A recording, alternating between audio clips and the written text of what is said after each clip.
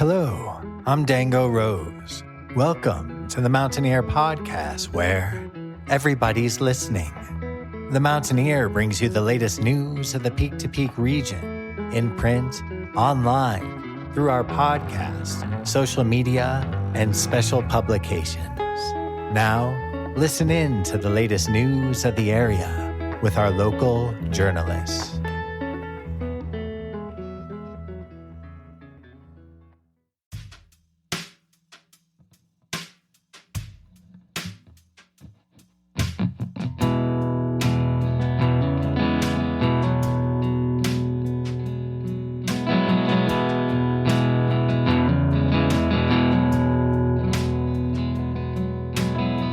You're swallowing your words again. You put your foot in your mouth. You put ideas in my head of you in the dark of our old apartment, in the kitchen, in the shower, at the foot of the bed. You're swallowing your words again. The song that you are currently listening to is called Older Now. It's from the latest release from singer-songwriter Finn O'Sullivan, Dog Days, which you can stream along with her previous releases wherever you get your music. To learn more about her as a musician, be sure to head to her website at Finn O'Sullivan Music. That's FINNOSULLIVAN music.com.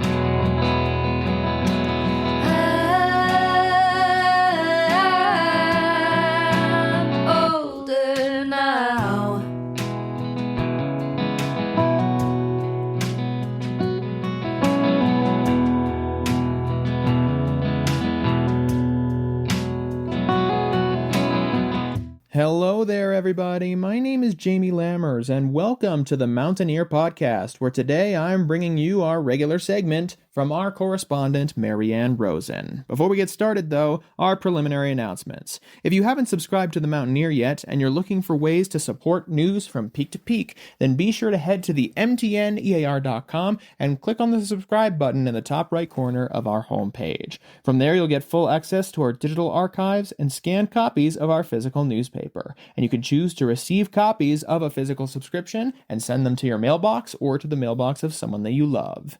If you're interested in being involved in the Mountaineer paper or podcast in any way, shape, or form, then be sure to email our editor-in-chief, Barbara Hardt, at info@themountaineer.com and or myself at media@themountaineer.com, and we'll get something sorted for you. Also, be sure to head to the mtnear.com/advertise or ask us any questions to see what advertising offers are available. And finally, our top story today, brought to you by Brittany Wagner. Our top story today comes from Christopher Kelly. Net Fire promotes 3 of its best.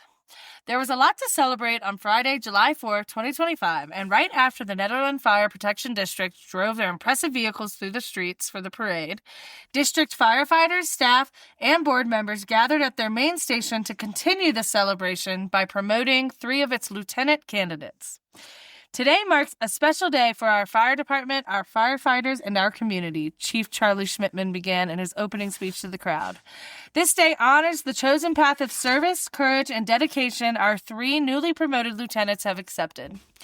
Their training has helped prepare them for the challenges ahead, but it is their hearts that will guide them through the toughest moments. You can read the full story in this week's Mountaineer or at themountaineer.com. Thank you so much, Brittany, for bringing us our top story. And now let's get into our primary segment. Take it away, Maryann. This is the Mountaineer Podcast, and I'm Maryann Rosen, bringing you history, lore, or stories from or about the mountains you live in. This current story is another in the series illuminating towns along the Peak to Peak. Today's tale features Gold Hill, Ward, and Jamestown, all historic mining towns. Gold Hill is a historic mining town founded in 1859 when gold was discovered in a small, narrow stream in the month of January of 1859. Prospectors who followed an old Native American trail up 4 Mile Creek made the discovery, and the gold run yielded $100,000 during the first year. In 1860, a fire ravaged most of the town. Some people left, but the rest moved to the current town site. The town grew rapidly with a population of 1,500 at its peak. Gold Hill included several log houses, a schoolhouse, stores, a newspaper, and a few hotels. By 1861, gold largely played out and the Gold Hill population decreased. The town revived a bit with construction of the Hill smelter in nearby Blackhawk. The discovery of tellurium in 1872 prompted a second boom, bringing the population back up to around 1,000. Also in 1872, the Wentworth House was built as a fancy tourist hotel. In 1873, the Wentworth was purchased by the Holiday House Association of Chicago, Illinois. A dining hall was added and was named the Bluebird. Mining largely ceased in 1915, decreasing population once again. The Depression and World War II hindered the population of Gold Hill even more. In 1900, the Wentworth became the Gold Hill Inn and was opened for young women and female office workers from Chicago as a summer resort. Today, the town, perched on a mountainside above Left Hand Canyon, is a quiet, isolated haven with no paved roads, some restored historic structures, and some decaying ruins.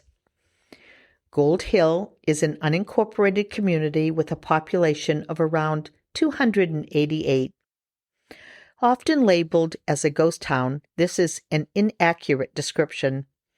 The town does not have a municipal government, but does have an active town meeting with elected officials.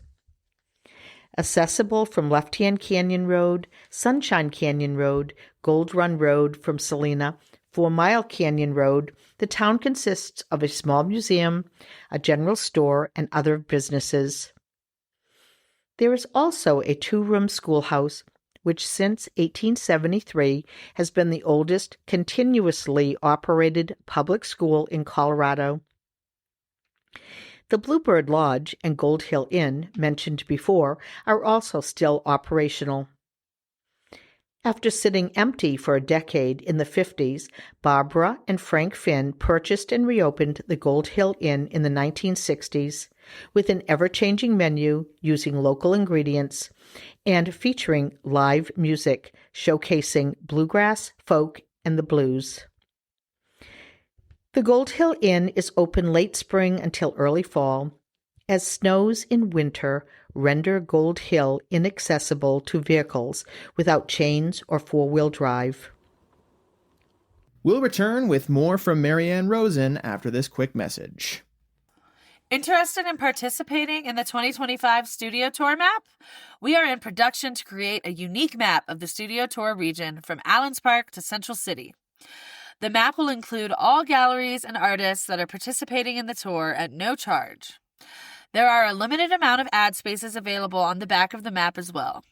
To find out more, call Amanda at 720-960-2900 or email us at adsales@themountaineer.com. The 2025 Peak to Peak Visitors Guide, Taste of the Peaks, and Studio Tour Guide is now on stands. Check it out locally or find the PDF version on our website at www.themountaineer.com.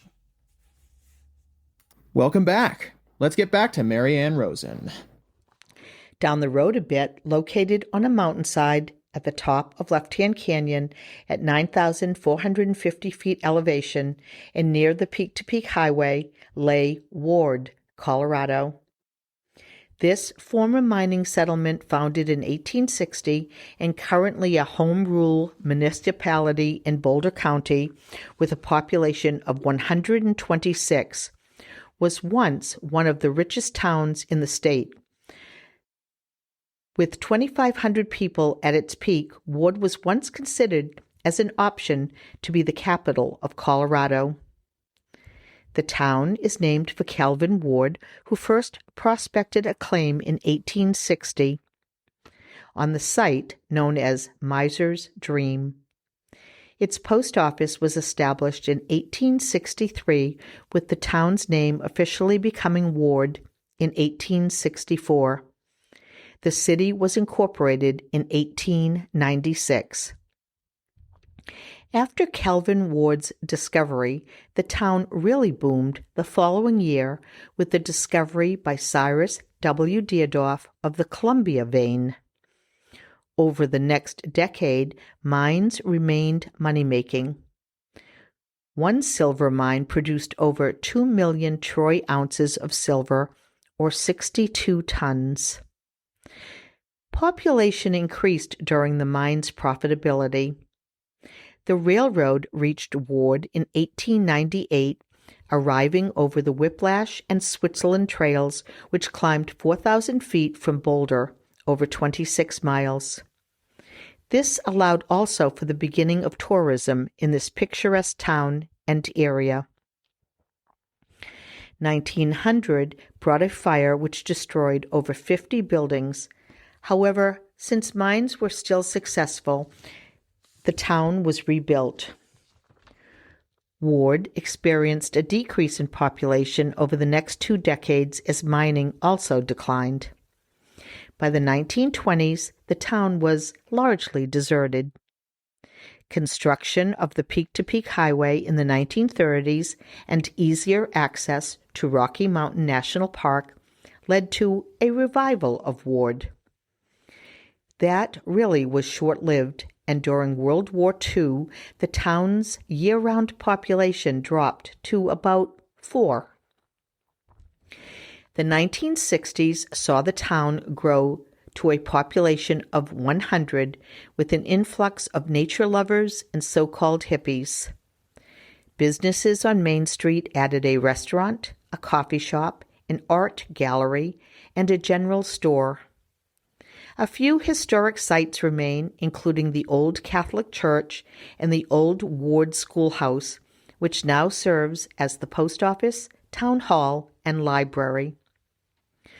Ward is home to lots of outdoor activities and is not far from Rocky Mountain National Park.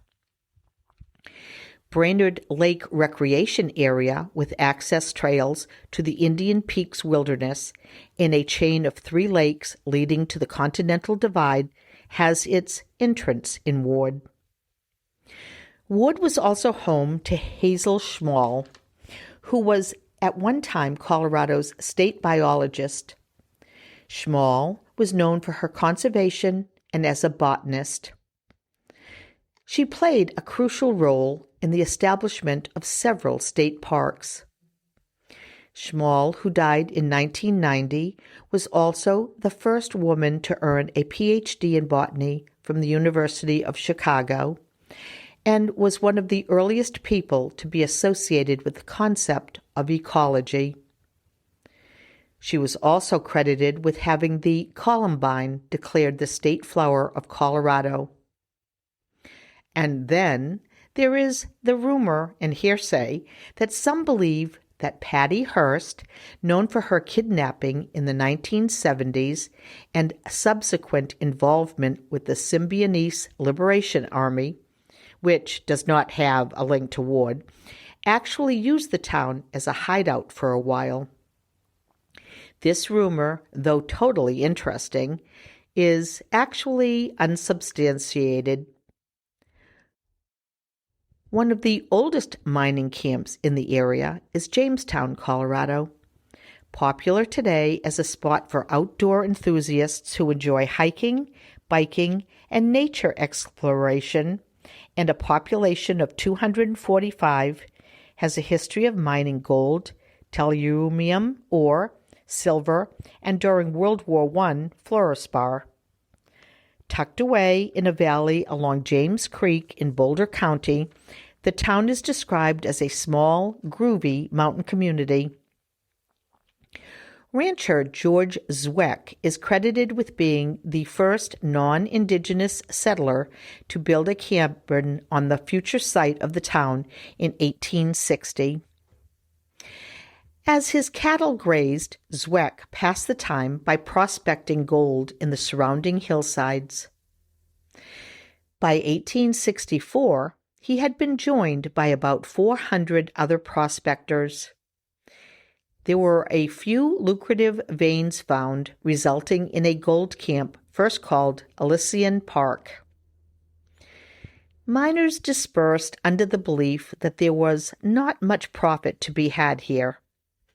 It would be another 10 years before two miners, Frank Smith and Indian Jack, found enough gold to start another gold rush. The Golden Age mine was established, but then sold for only $1,500, with no one knowing the best was yet to come. Over the next several decades, the Golden Age, the John Jay, the Longfellow, and other mines would produce an estimated $5 million in precious metals. Two stamp mills processed gold ore, but also other minerals such as copper, fluorspar, lead, silver, and tellurium. Another 2 years, Jamestown had its first bona fide boom, and the town was firmly planted.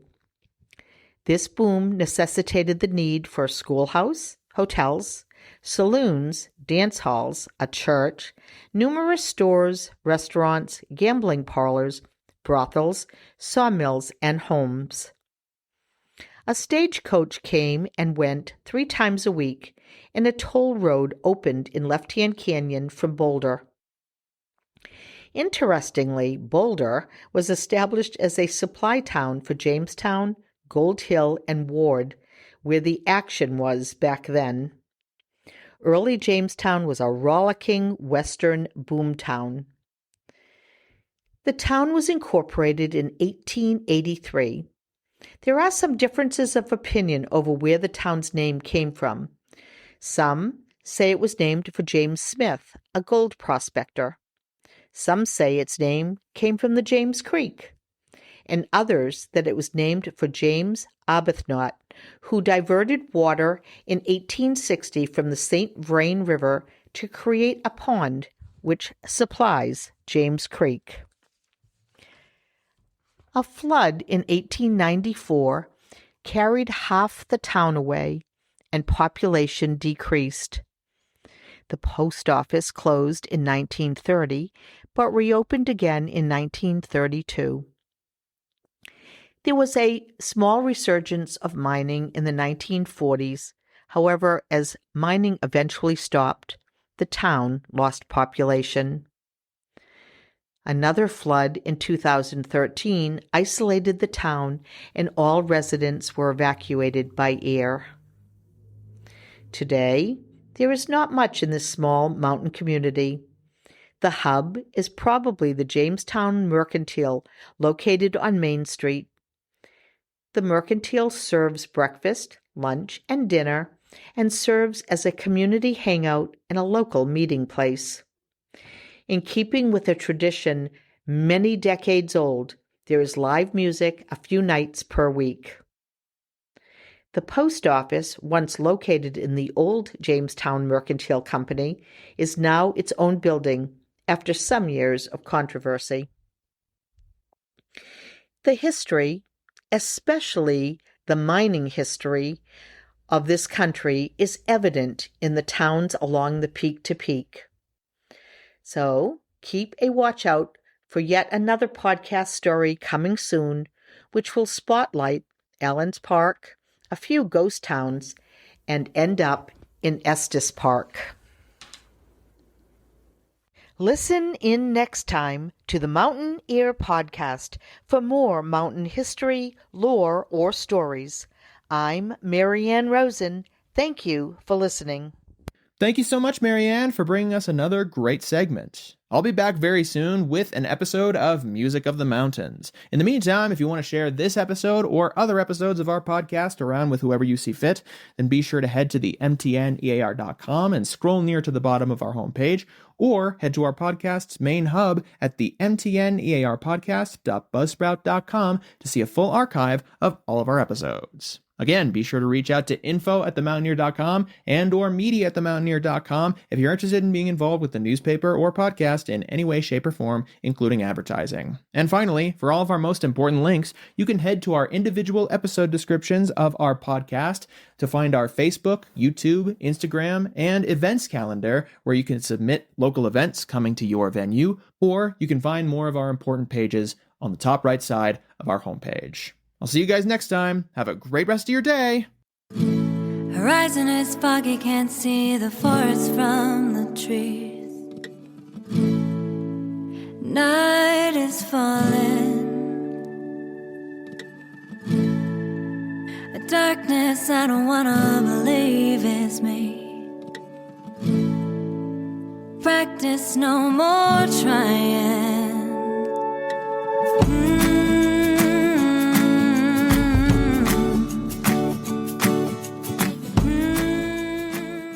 The song that you are currently listening to is called Let's Make Love, and it's the latest single release from local singer-songwriter Sarah Banker.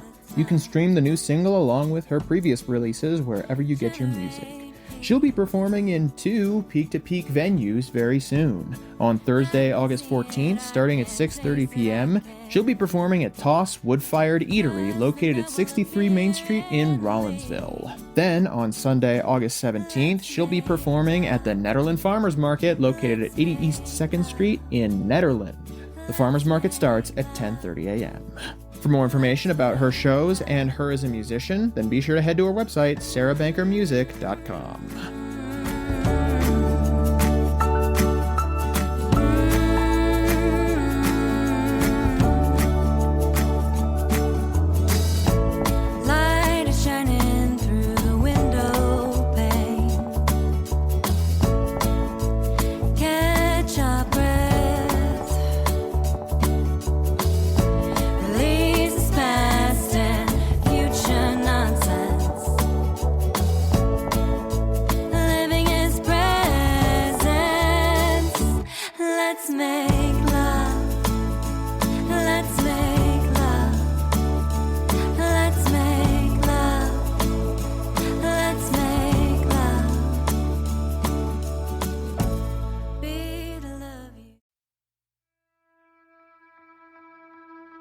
And that's it for our show.